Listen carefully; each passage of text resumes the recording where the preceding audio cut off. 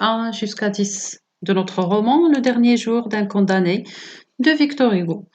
Alors commençons par le premier chapitre. Alors on a déjà travaillé cette activité de lecture avec le premier chapitre. Ce roman s'ouvre par une réflexion personnelle sous forme d'un monologue intérieur. Donc le narrateur est emprisonné dans sa cellule de Bicêtre. Le narrateur se rappelle son passé de liberté, mais se retrouve captif et obsédé par l'idée de sa condamnation à mort. Donc, le narrateur fait un retour en arrière pour se rappeler son passé de liberté, de jouissance, de fierté aussi, de fête. Cependant, il se trouve prisonnier de l'idée de sa condamnation à mort à ce moment-là, c'est-à-dire au moment de la narration. Passons au chapitre 2. Ce chapitre, c'est évidemment un récit de son verdict, c'est-à-dire son jugement, sa sentence. Alors on peut le diviser en deux parties. Alors la première partie, avant le verdict, donc le narrateur avait une vision optimiste, c'est-à-dire pleine d'espoir, du monde. Elle avait la confiance en la justice. Elle croyait qu'elle va vivre et qu'il va, bien sûr, continuer à survivre avant le verdict. Alors la deuxième partie est consacrée à parler ou bien à narrer ce qui va se passer après le verdict, c'est-à-dire le moment où le condamné est amené vers sa cellule. Cette cellule qui sera bien sûr son refuge. Il est là seul face à la mort. Il est étranger dans un monde des vivants. Alors tout redevient noir et triste à ses yeux. Donc nous avons affaire dans ce résumé, ou bien dans ce chapitre, à un texte descriptif dans lequel il décrit les juges, la salle d'audience. Il séduit par la lumière, par les couleurs de la salle d'audience, par les bruits. Donc il utilise un champ lexical de la justice à travers les juges, la salle d'audience. Elle utilise également des figures de style telles que la comparaison, la métaphore, l'hyperbole. Donc, dans ce chapitre, elle est un peu long. Elle est long par rapport au chapitre 1. Et là où il va, bien sûr, décrire le plus fidèlement possible ses sentiments. Alors maintenant, on passe au chapitre 3. C'est toujours un retour au monologue intérieur. Donc le narrateur se livre à une réflexion sur le bien fondé de sa condamnation à mort. Il prétend que les humains sont tous condamnés à mort, mais avec un délai indéfini, c'est-à-dire que tous les humains vont mourir tôt ou tard.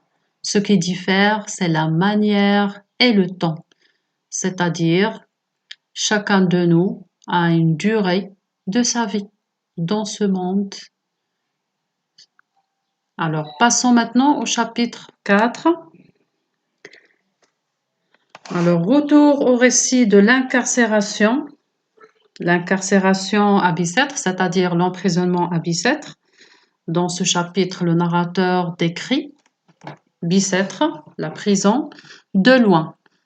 Donc, de loin, c'est-à-dire lorsqu'il va s'approcher de ce lieu, il ressemble à un château, un édifice officiel. Alors, vous savez ce qu'un château. Le château, c'est un palais, c'est un édifice, bien sûr, ou c'est un bâtiment très beau. Mais de près, c'est un lieu hideux, c'est un lieu désastreux, c'est un lieu horrible et affreux. Alors, passons maintenant au chapitre 5, mes chers élèves. Alors, le chapitre 5, c'est le séjour à Bicêtre.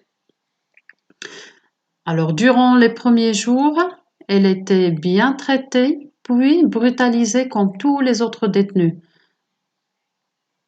Certaines faveurs lui ont été accordées comme le papier, l'encre les plumes et une lampe pour écrire. Bien sûr, comme vous savez, dès le début du roman, le narrateur ou bien le condamné, c'est un homme jeune, instruit et cultivé. Il sait bien lire, écrire et il parlait aussi le latin.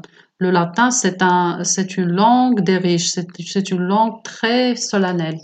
Il a côtoyé les autres prisonniers et il a appris l'argot. L'argot, c'est le dialecte, c'est le registre familier. Donc, il va découvrir dans la prison de Bicêtre l'argot, bien sûr, duquel parlait, bien sûr, dans chacun à son argot, à son dialecte. Alors, on passe maintenant au chapitre 6. Alors, le narrateur dans ce chapitre, mes chers élèves, va décider de noter son journal de châtiment. Alors, le journal intime, parfois, il ne contient pas toujours des souvenirs heureux, mais parfois aussi des souvenirs malheureux, comme le châtiment. Elle dévoile sa décision de se mettre à écrire. Et cette écriture, ou bien ce projet d'écriture, sera d'abord pour lui.